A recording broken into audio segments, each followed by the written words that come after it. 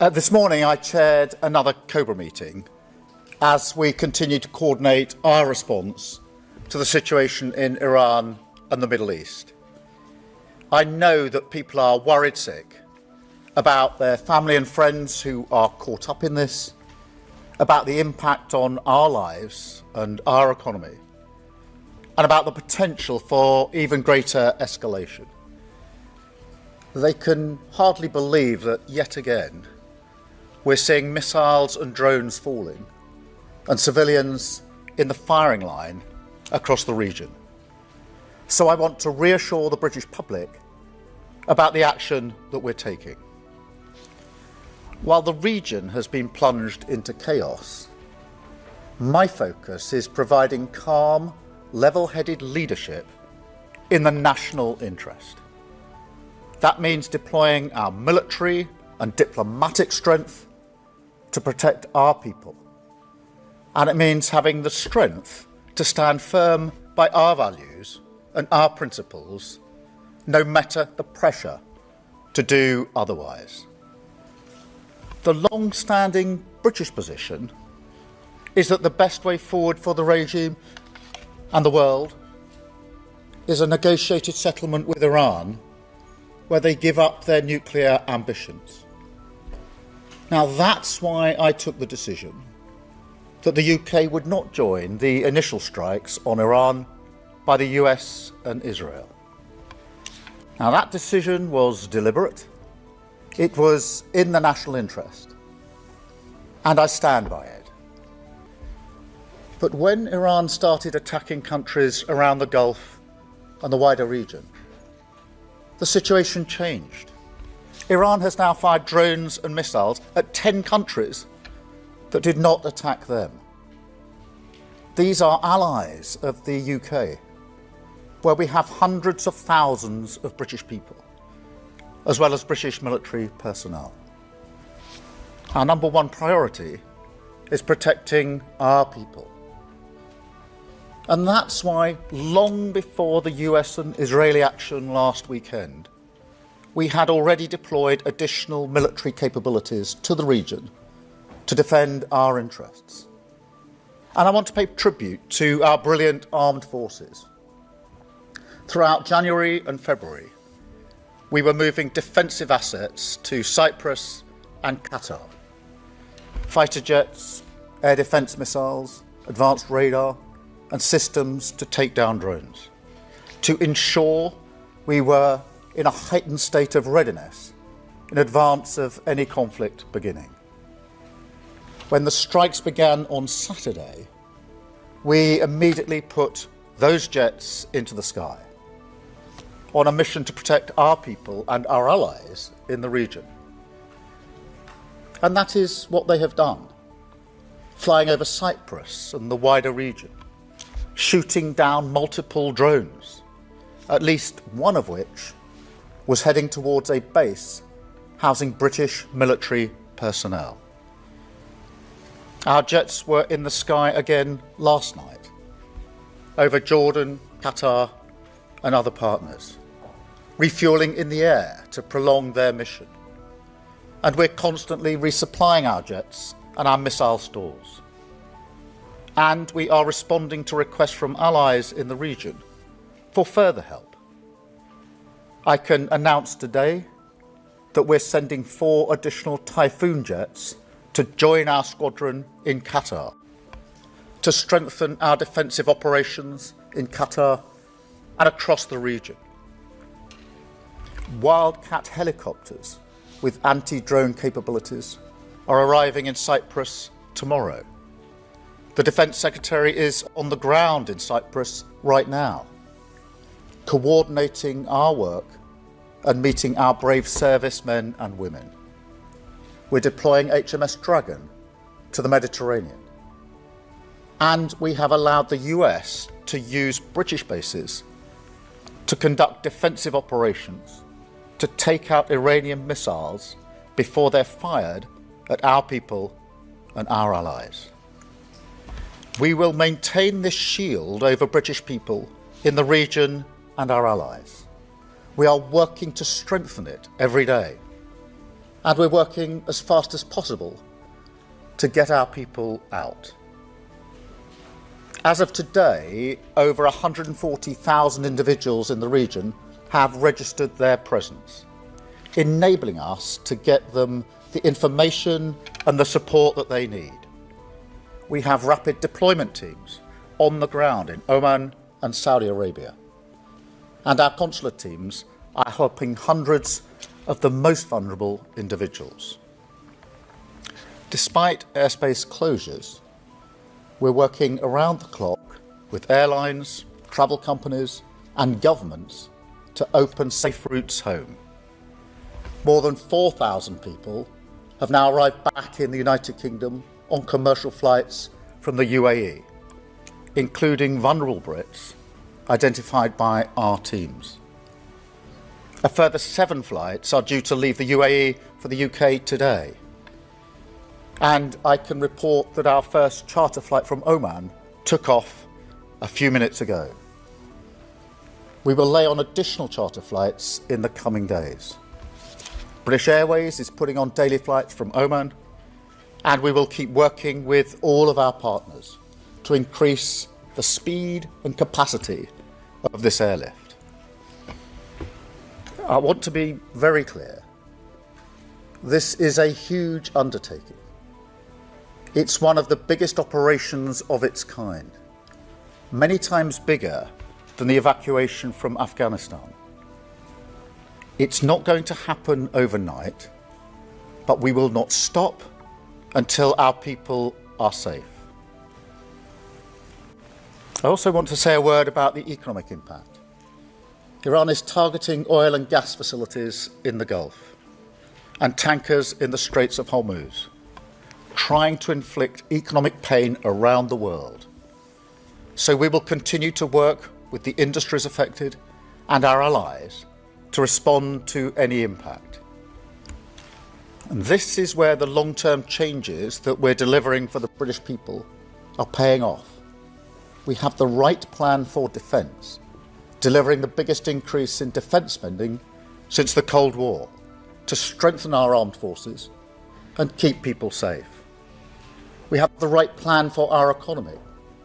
As the Chancellor said on Tuesday, we're sticking to that plan so we can cut energy bills and help keeping families with the cost of living and helping them. We also have the right plan for our energy supplies, building up clean British energy like never before, decreasing our dependence on volatile international markets, and creating the energy security and independence that we need. Faced with this new geopolitical crisis, the sad fact is that some will try to use it to divide us. That's why the government is reaching out to communities across the United Kingdom, Jewish and Muslim alike, making sure that communities and places of worship have appropriate protective security in place. But look, as a nation, we should come together in this moment. Those citizens that are stuck in the region, scared and in need of help, come from all backgrounds. The armed forces who protect them come from all backgrounds too. We are united by our common humanity and our love of this country. This conflict could continue for some time. So I want you to know that your government is resolute in our response, at home and abroad. We will do everything we can to protect British lives, uphold British values, and safeguard the national interest. Thank you. And now I'll take some questions. And I've got Chris, BBC first, please.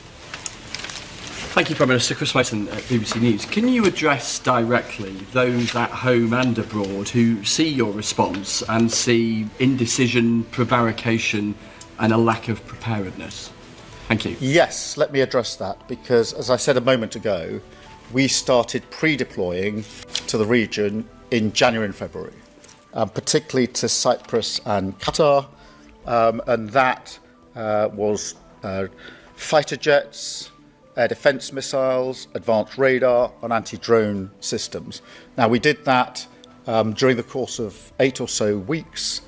We did that in conjunction with the US and with our allies, and we continue to bolster the capability that we have there to keep our people safe. So there's been a lot of pre-planning gone into this, a lot of pre-deployment that's gone into this, and I'm satisfied that we can keep our people safe, and we're working very hard to make sure that wherever people have registered their presence, we can help them with the information that they need and the support they need, and get them back to the United Kingdom as quickly and as safely as possible. Thank you, Chris. Robert Peston, ITV. Yeah, Robert Peston, ITV. Prime Minister, I was very struck by your choice of words. You said that you stand by what you called your initial decision not to join the offensive operations of Israel and America against Iran. Does that mean that decision is subject to review? You're concentrating at the moment on defensive military activity, but could it turn into offensive activity? Well, as you will understand, we're working with our allies and with the US on this. We've been doing that for some time. The pre-deployment was done in conjunction and in discussion with our allies and with the US. And we have that capacity in the region that we pre-deploy to the region, and we're bolstering that in the way that I've set out today. The US are using the basis to do these strikes into Iran to take out the capability to launch the strikes in the first place. So that is the configuration, that is the understanding and arrangements that we've got in place. Thank you, Robert. Beth, can I come to you? Oh, thank you. Prime Minister, this escalating war is really frightening people that are watching today. President Trump says it will go on for 4 to 5 weeks. You've just said it will be some time. Do you have any sense of how long it could go on for? Do you agree with President Trump? What's your message to the British people worried about how it's going to affect their lives? Can you give them any reassurance that you'll help them on energy prices? And just secondly, on military operations, there's much unhappiness that military personnel and their families were left unprotected on the Cyprus airbase that was struck at the weekend. What went wrong, and do you apologise to them? Thank you. Well, Beth, let me set out my number one message, which is that our absolute priority is the safety of our citizens. And that is the focus for all the decisions that I have taken, including the decisions to pre-deploy in the way that I've described, and the decisions we're taking every day in order to deal with the situation on the ground in the region, the consular work to get people safely back home, and also what we're doing within the country, obviously, in relation to the division that can arise in situations like this. In relation to Cyprus, we've obviously had an airbase there for a very long time. There are protective measures in place, have always been in place. It's always been a protected airbase. It's not something new to protect the airbase. We've pre-deployed further assets to Cyprus in January and February for that purpose, and we're bolstering that. So I want to be really clear to everybody in Cyprus that we're taking every measure that is needed to protect them, to protect the airbase, along with the other places in the region. Thank you very much, Beth. Do you think it will go on? Oh, I'm sorry. In relation to how long it will go on, I do know people are worried. They are going to be worried about the any escalation. I think they can see what's unfolding on their television screens. That will cause them anxiety, understandably. They will be worried about the impact on their own lives that this could have, and those with family and friends in the region will be extremely worried about their family and friends in the region. I absolutely understand that. We are doing everything we can to de-escalate this. I can't give you a time base for this. I don't think anybody can. My strong view is that we need to de-escalate, and ultimately this will have to be a matter of negotiation when it comes to some of the core issues like nuclear capability. Thank you, Beth. Paul McNamara, Channel 4. Paul. Afternoon, Prime Minister. There are reports that you walked into a meeting, the National Security Council, on Friday with one opinion and had your mind changed by Ed Miliband and others in your cabinet. So is it true that you wanted on Friday to give Americans a precautionary permission in the event of Iranian reprisals to use British bases for defensive action, but had your mind changed by Ed Miliband and other members of your cabinet? Let me be really clear about this. No request from the US came in the specific terms that we acceded until Saturday afternoon. Saturday afternoon. Well, just hear me out. And therefore, on Friday, there was no concrete decision to be made. The decision had to be made when we had the request. That came in on Saturday during the course of the afternoon. We're already taking measures in relation to our own capability. That came in on Saturday afternoon, late in the afternoon. We then, as you would have expected, went through the details with the US over the next day and ultimately reached a decision on Sunday, which I announced then on Sunday evening about 8 or 9 o'clock in the evening. But actually on Friday, we didn't have a request from the United States and therefore no decision fell to be made. The decision fell to be made when we had the request. That was Saturday afternoon. We then worked it through. Decision on Sunday, which was a decision of all ministers, unanimous, that we should take the action that I then announced. Thank you very much indeed. Catherine from GB News. Thank you, Catherine Forster, GB News. Prime Minister, Cyprus, Bahrain, United Arab Emirates and others are being critical of the speed of our response. Have we let our allies and our own people down in the Middle East? We've still got a warship sitting in Portsmouth. And also, you said yesterday how in Munich you said we need to go further and faster on defence spending.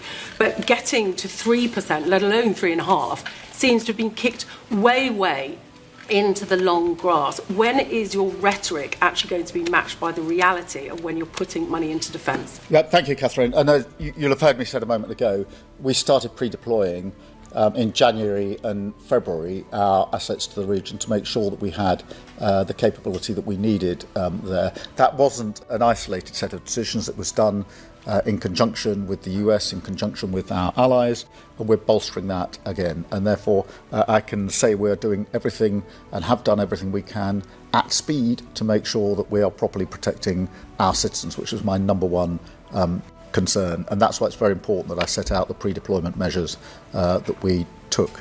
Can I also say on defence spend, we've obviously already increased our defence spend, with the highest spending now on defence since the Cold War. And I've set out, when I was at NATO summit last year and at Munich this year, that we need to go further and faster, and that's what we'll do. Thank you very much, Catherine. I've got Stephen from The Times. Stephen. Prime Minister, Donald Trump has suggested that you've ruined the special relationship, that you are no Churchill. On the special relationship, is he right on that? Have you ruined the special relationship? Look, the special relationship is in operation right now. We're working with the Americans in the deployment from our bases. We are working together in the region. The US and the British working together to protect both the US and the British in joint bases where we're jointly located, and we're sharing intelligence on a 24/7 basis in the usual way. That is the special relationship. That is a special relationship in operation. And clearly it's for the President to take decisions that he considers in the national interest, the right decisions for the US. I understand that, I respect that.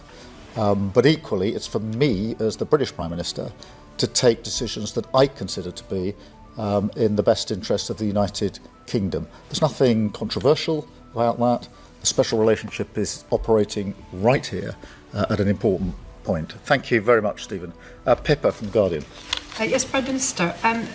Obviously, you said a lot of people are very concerned about this conflict escalating. Has Donald Trump given you any insight into what his plan is for what comes next after the initial bombing phase?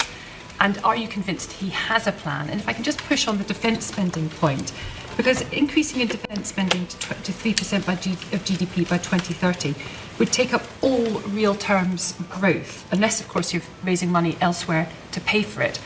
Are you going to raise money to pay for it, or are you going to make cuts elsewhere? Firstly, on the risk of escalation, clearly that is a concern for everybody. It will be a concern for everybody who is watching and across the country, and that's why we've been absolutely clear that we need to de-escalate. In relation to discussions with the Americans, obviously they're happening at all levels. I've had discussions with President Trump, but all of my team are having discussions all the time with the Americans about the operation.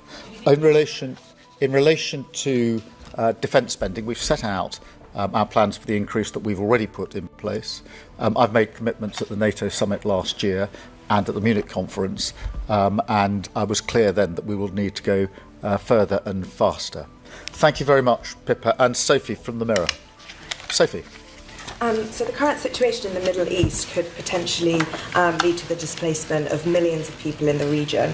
Are you expecting this to play out in more asylum claims, including small boat arrivals from the region? And are you concerned that cuts to the international aid budget could impact the UK's ability to handle situations exactly like this? And if I can also just ask, have you spoken to Donald Trump since his criticism of you? Thank you. In relation to the situation that's developed, obviously we don't yet know how long this will last. We don't know what the full impact will be, and therefore we'll have to address those considerations as we get to them. And we will, because we're planning both the immediate day-to-day response, but also looking at the further scenarios into the future. In relation to Donald Trump, I spoke to him on Saturday evening this last weekend. Thank you all very much indeed. Thank you.